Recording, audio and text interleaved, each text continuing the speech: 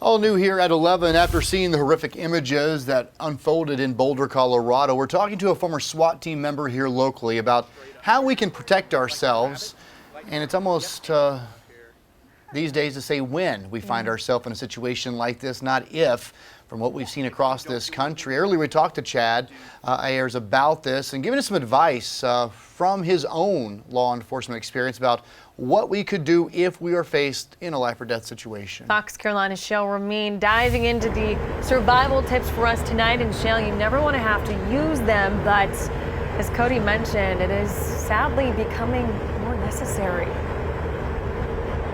It is, Tori, and if everyone could go through this training that I've gone through now twice with Chad Ayers, he says that it could really make the difference of you coming out of something like this alive. Believe it or not, he says there's things in our purse and inside of our pocket right now that could really serve as some weapons.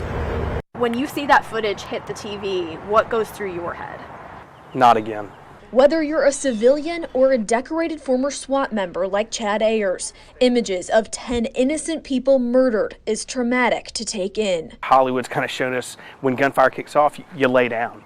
We've seen this in airport shootings and a lot of shootings, they lay down.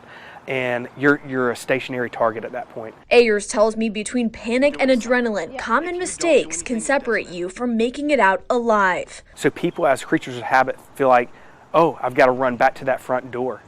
That's not the case. There's doors all over. So understanding, being aware of those surroundings and realizing I have other avenues of escape. He says it's important to pause and listen to where the gunfire is coming from so you don't run in the same direction. Hitting a moving target's very hard.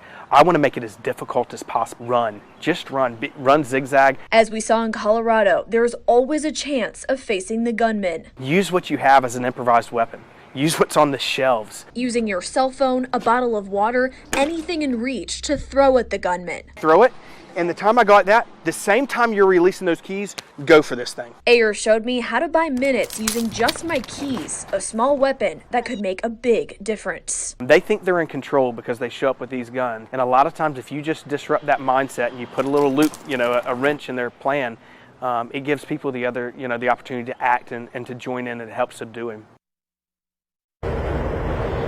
And just like we practice tornado and fire drills, Ayers tells me that it is so important to practice this active shooter training or it will not be effective. Now, of course, the first avenue is always to try and get out of someplace. But if you can't, he says, get to a closet, get to an office, push as much furniture as you can up against that door to separate you from the door, and then grab something to be able to throw at that gunman. We have much more tips inside of our Fox Carolina News app. For now, reporting live in Greenville County, I'm Shale Ramein, Fox Carolina, the 11 o'clock news.